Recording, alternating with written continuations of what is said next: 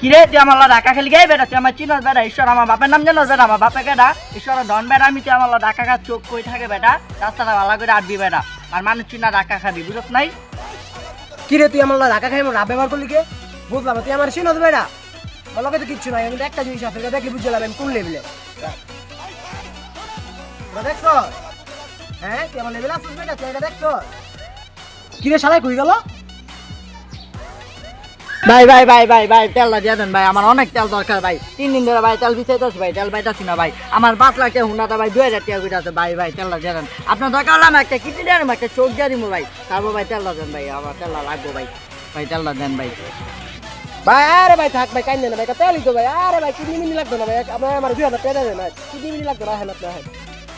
আরে ভাই থাক ভাই সমস্যা নেই, খুশি থাকবেন রঘুরে না